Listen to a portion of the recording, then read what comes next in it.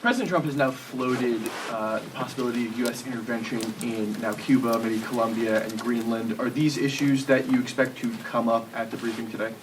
Yes.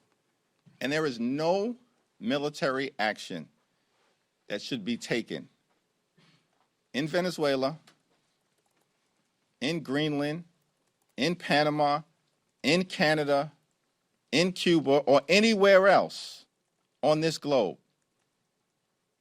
without explicit approval by the United States Congress. That's our position. And we're going to work hard to make sure that we pass the legislation necessary to deal with an administration that is clearly out of control and not focused on actually doing the things domestically that are designed to make life better for the American people. With regards to the discharge petition vote coming up later this week, do you believe that if that passes the House, it can actually become law and further bring down healthcare costs for the American people? Well, House Democrats are working hard in partnership with a handful of our Republican colleagues to make sure that we can move the legislation forward this week on a bipartisan basis to protect the health care of tens of millions of Americans, everyday Americans, middle-class Americans, and working-class Americans. When we successfully move that legislation out of the House, I do believe that a straightforward extension of the Affordable Care Act tax credits,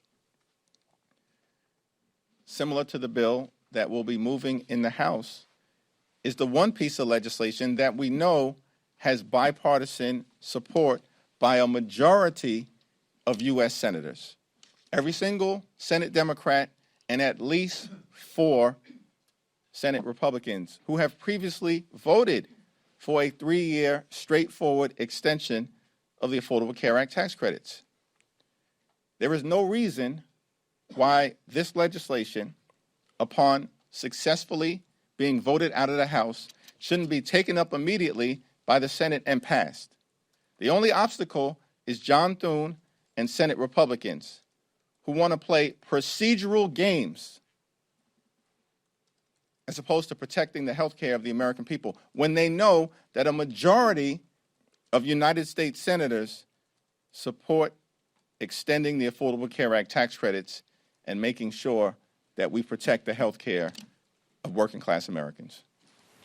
Thank you, Congressman. Is there any concern that what's happening with Venezuela will overshadow the work that you guys have on the ACA, the work that you're doing on affordability and other issues like that? From the very beginning of this administration, Donald Trump and their strategy, their flood the zone strategy, has been to wear America down so they can tear America down. This is not new.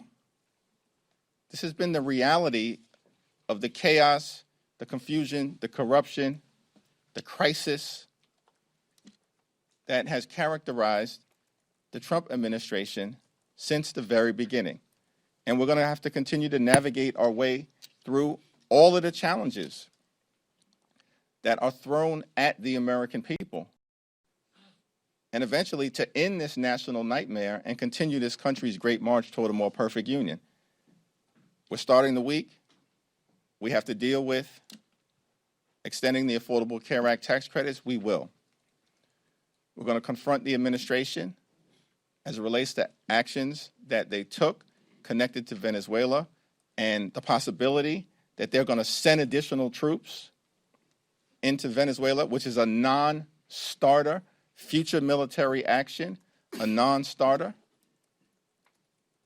Why are we engaging in this kind of aggressive military behavior on behalf of big oil companies that make billions of dollars of profit each and every year?